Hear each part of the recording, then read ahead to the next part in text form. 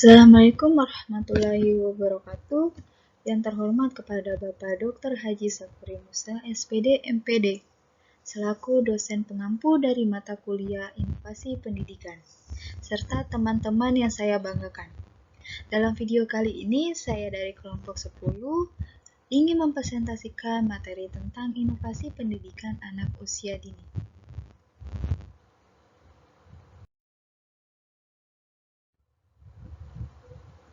Di kelompok 10, saya beranggotakan saya sendiri, yaitu Anissa Febrianti Maharani, dengan NPM 191063104005, dari kelas 6A Pendidikan Luar Sekolah.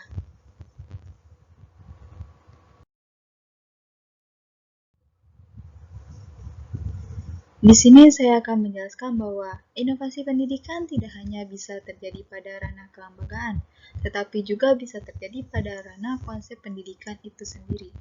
Terlebih lagi, pembelajaran dan evaluasi pada ranah konsep pendidikan, istilahnya yaitu modernisasi.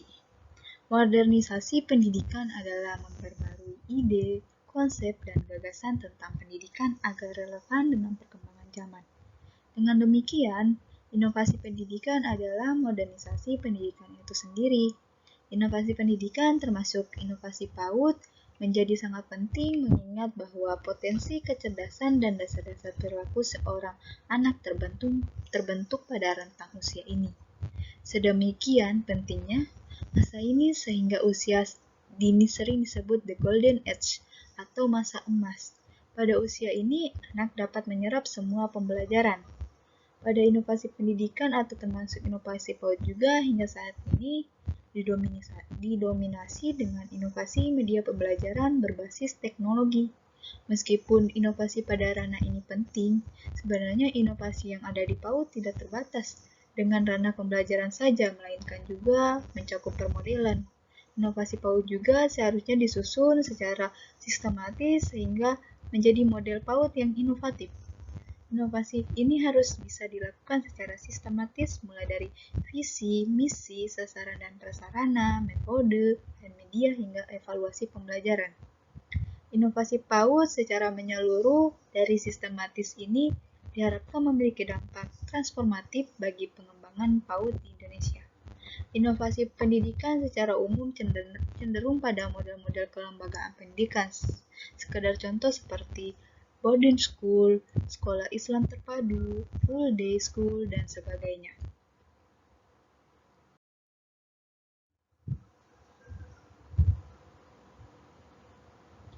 Di sini ada beberapa model inovasi dalam pendidikan anak usia dini. Yang pertama ada model inovasi PAUD Tahfizul Quran. Yang kedua ada model inovasi PAUD Ramah Otak berbasis neuroscience. Yang ketiga ada model inovasi PAUD Anti Korupsi. Yang keempat ada model inovasi PAUD Adiwiyata. Dan yang kelima ada model inovasi PAUD Tanggap Bencana.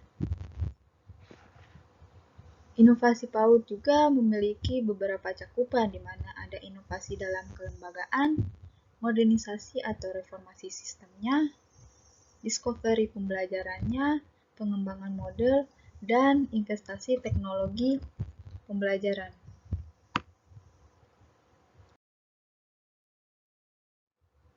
Selanjutnya saya akan menjelaskan model yang pertama yaitu model inovasi PAUD Tahfizul Quran. PAUD Program Plus, terutama program Tahfizul Quran telah menjadi tren PAUD masa depan. Hal ini karena perhatian terhadap pengembangan pendidikan karakter Islami anak sangat besar, tanpa mengabaikan pengembangan kognisi. Dipandang juga mengembangkan karakter Islami anak, sekaligus kecerdasan secara holistik dan aspek lainnya. Program Tahfizul Quran juga relevan dengan pendidikan pada jenjang pendidikan dasar dan menengah yang secara umum memiliki agenda yang sama, yaitu Tahfizul Quran khususnya Juz 30. PAUD yang membuka program plus atau unggulan hendaknya memenuhi sarana dan prasarana yang dibutuhkan, mulai dari guru yang hafal minimal Juz 30, kurikulum yang memadai, metode yang tepat, dan model evaluasi yang komprehensif.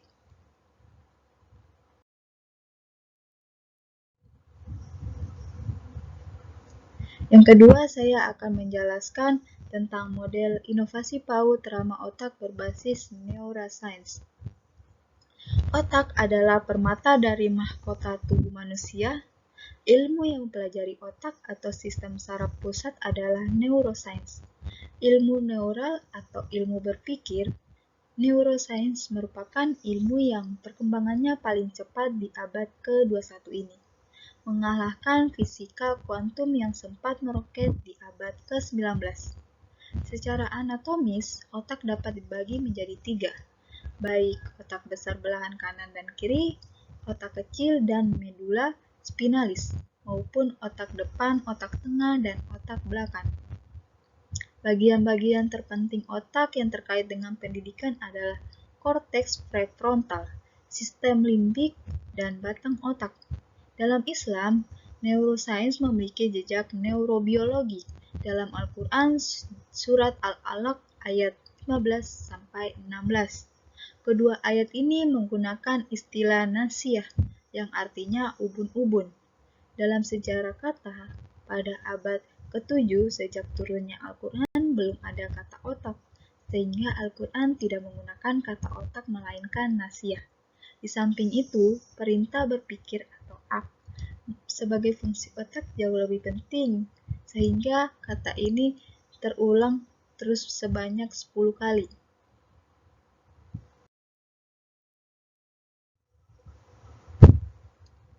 Dalam konteks pendidikan anak usia dini, perkembangan otak paling pesat justru terjadi sejak janin, bayi hingga usia 8 tahun, di mana perkembangan otak pada usia dini telah sampai 80% dari otak orang dewasa. Oleh karena itu, diperlukan stimulasi edukatif yang mencerdaskan dan mencerahkan di usia dini. Salah satunya dengan melakukan inovasi PAUD ramah otak berbasis neuroscience. Konsep PAUD ini adalah optimalisasi potensi otak anak didik sehingga anak mampu menemukan jati diri kecerdasannya.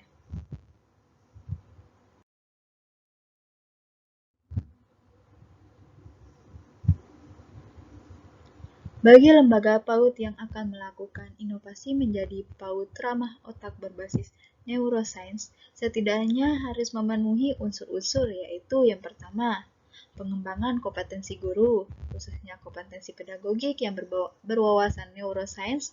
Hal ini dapat dilakukan dengan cara mengikutsertakan guru-guru lembaga PAUD tersebut dalam kegiatan seminar, workshop, dan pelatihan di bidang neuroscience pendidikan. Yang kedua, pengembangan kurikulum PAUD yang dirancang sesuai perkembangan otak dan diterapkan secara fleksibel sesuai dengan karakteristik otak anak didik. Yang ketiga, ada mengembangkan media pembelajaran berbasis neuroscience. Salah satunya dengan cara pembuatan puzzle dari gambar-gambar persepsi yang selama ini dipelajari dalam ilmu psikologi. Mengembangkan model-model evaluasi untuk menemukan keunikan dan keberbakatan otak anak didik.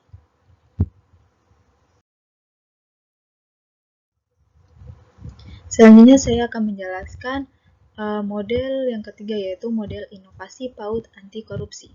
Inovasi PAUD anti korupsi pertama, model inovasi PAUD anti korupsi ini dapat dilakukan dengan integrasi, otonomi, dan insersi. Yang kedua, bentuk-bentuk korupsi terdiri dan 7 bentuk, yakni merugikan keuangan negara, suap menyuap, penggelapan dalam jabatan, pemerasan, perbuatan curang, benturan, kepentingan dalam pengadaan, dan gratifikasi. Setiap jenis korupsi dapat dikonversi menjadi sekedar perilaku koruptif anak dalam kehidupan sehari-hari. Ketiga, nilai pendidikan anti korupsi terdiri dari 9 nilai, yaitu jujur, peduli, mandiri, disiplin, tanggung jawab, kerja keras, mandiri, berani, dan adil. Implementasi inovasi PAUD anti korupsi dapat direalisasikan mulai dari desain gedung PAUD yang transparan atau minimal memiliki laboratorium pembelajaran anti korupsi, pendidikan guru yang memiliki kompetensi pendidikan anti korupsi, pengembangan kurikulum anti korupsi, dan pengembangan metode dan media pembelajaran anti korupsi serta pola-pola evaluasi pembelajaran anti korupsi.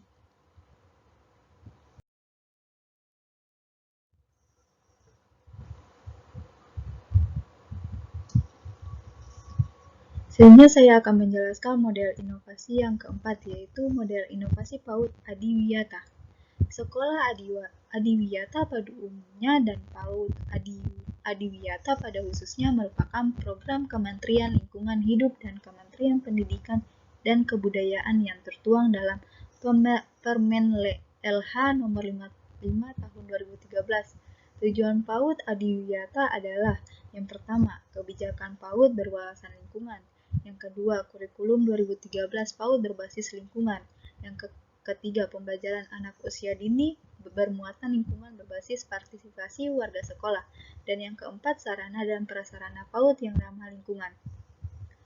Implementasi PAUD Adiwiyata dapat dilakukan dengan 4 tahap, yakni kebijakan PAUD yang tertuang dalam visi misi berwawasan lingkungan. Yang kedua, kurikulum PAUD Adiwiyata berbasis pengelolaan lingkungan hidup. Yang ketiga, pembelajaran lingkungan hidup terintegrasi dalam tema-tema pembelajaran PAUD sesuai dengan kurikulum yang berlaku dan RPP guru.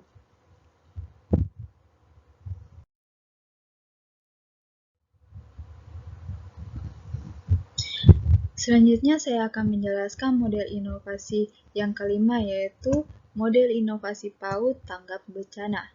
Indonesia merupakan negara rawan bencana ketiga di dunia.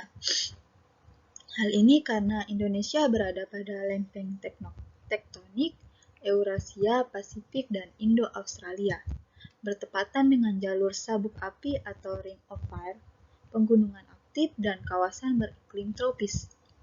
Indonesia memiliki 129 gunung berapi aktif dan 70 diantaranya dikategorikan berbahaya, memiliki 5.590 sungai besar yang berpotensi banjir, memiliki 17.508 pulau atau 440 pulau rawan gempa, dan memiliki pantai sepanjang 81.487 km yang berpotensi tsunami. Kondisi ini menjadikan Indonesia pada dilema geografis, geologis, hidrologis, dan demografis sebagai negara rawan bencana. Di bidang pendidikan, Sekolah Siaga Bencana atau SSB telah menjadi agenda nasional. Hal ini karena jumlah sekolah di Indonesia menempati posisi keempat terbesar di dunia dan tersebar secara merata di wilayah rawan bencana. Sekolah siaga bencana hendaknya disiapkan dari awal, yakni konsep gedung yang tangguh bencana, pengembangan guru yang terampil melakukan mitigasi bencana, insersi integrasi kurikulum mitigasi bencana ke dalam tema-tema pembelajaran sesuai kurikulum 2013 dalam pendidikan anak usia dini, pengembangan media dan metode pembelajaran mitigasi bencana, hingga evaluasi pembelajaran pendidikan anak usia dini siaga bencana.